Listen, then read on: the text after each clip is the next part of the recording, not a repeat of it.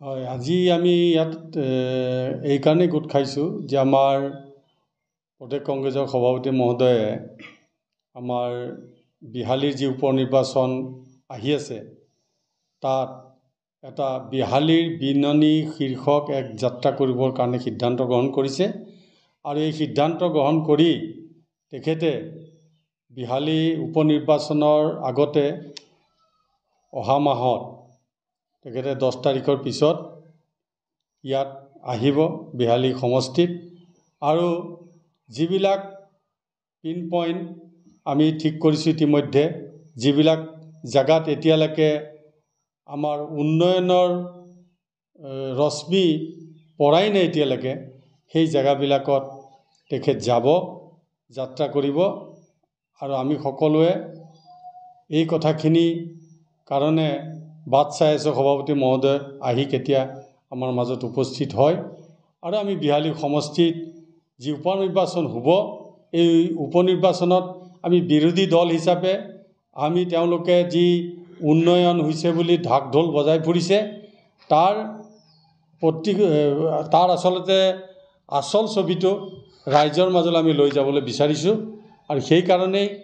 বিহালীৰ বিননি শীৰ্ষক এই যাত্ৰা আমাৰ সভাপতি ডাঙৰীয়াই কৰিব আমি সকলোৱে একেলগে এই যাত্ৰা কৰিম সময় ঠিক তেনেকুৱা নিৰ্ধাৰণ হোৱা নাই কিন্তু সভাপতি মহোদয়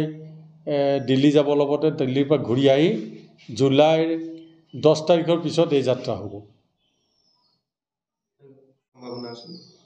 এতিয়া চাওক টিকটটো আমাৰ হাইকমাণ্ডে প্ৰদান কৰিব কাক দিয়ে নিদিয়ে আমাৰ প্ৰদেশ কংগ্ৰেছৰ সভাপতি মহোদয়ে যদি ইয়াত ইলেকশ্যন খেলিবলৈ বিচাৰে আমিতো ভাল পাম আমি সুখী হ'ম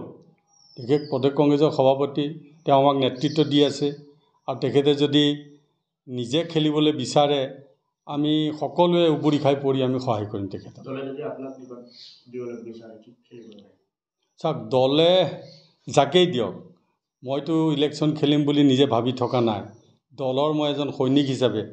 মোক যদি দলে নিৰ্দেশ দিয়ে যে আপুনি খেলিব লাগিব দলৰটো নিৰ্দেশটো মই অমান্য কৰিব নোৱাৰোঁ গতিকে দলৰ নিৰ্দেশ পানি পেলাই আমাক যি দায়িত্বই দিয়ে মই দলৰ এজন নিষ্ঠবান কৰ্মী হিচাপে নিশ্চয় সেই দায়িত্ব পালন কৰিম প্ৰাক্তন সাংসদ পল্লৱ লোচন দাসে কৈছে যে যদি ভূপেন বৰা খেলে তেতিয়াহ'লে তেওঁৰ ইতিহাস পুনৰাবৃত্তি হ'ব বিহালীত কি ক'ব ভূপেন বৰা ডাঙৰীয়াৰ এনেকুৱা ইতিহাস নাই যি ইতিহাসক লৈ পেলাই পল্লৱ লোচন দাস ডাঙৰীয়াই কিবা মন্তব্য কৰিব আৰু তাকে ৰাইজৰ ওচৰত লৈ যাব পাৰিব আমি ক'ব পাৰিম পল্লৱ লোচন দাস ডাঙৰীয়াৰ ওচৰত পল্লৱ লোচন দাস ডাঙৰীয়া তেওঁ বিহালী সমষ্টিতেই নহয় আমাৰ এই অঞ্চলত এজনে পৰিভ্ৰমী চৰাই যেনেকৈ পৰিভ্ৰম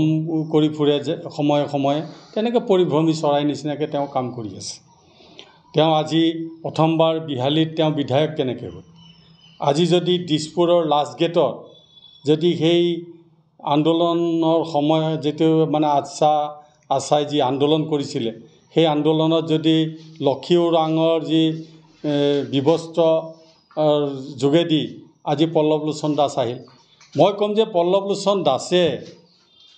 লক্ষী ওৰাঙৰ এখন ফটো ঘৰত প্ৰতিষ্ঠা কৰি মন্দিৰ বনাই ৰাতিপুৱা গধূলা সেৱা কৰিব লাগে লক্ষী ওৰাং ডাঙৰীয়ানীৰ কাৰণেহে তেওঁ বিধায়ক হ'বলৈ সুযোগ পালে আৰু সমগ্ৰ অসমৰ মানুহে তেওঁক চিনি পালে তাৰপিছত তাকে আলম লৈ তেওঁ মুখ্যমন্ত্ৰীৰ লগত দাদা ব্ৰিগেডত থাকি আজি তেখেতে সংসদ হ'বলৈ সুবিধা পালে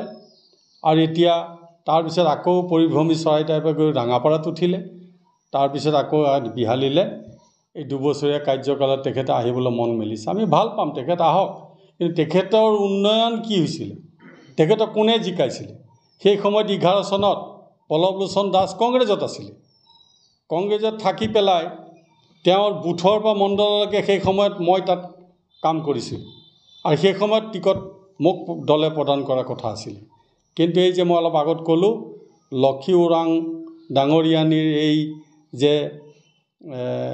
বিবস্ত হোৱাৰ যি কাণ্ড তাত ঘটিছিলে দিছপুৰত লাষ্ট গেটত তাৰ কাৰণে তেখেত আবিৰ্ভাৱ হ'ল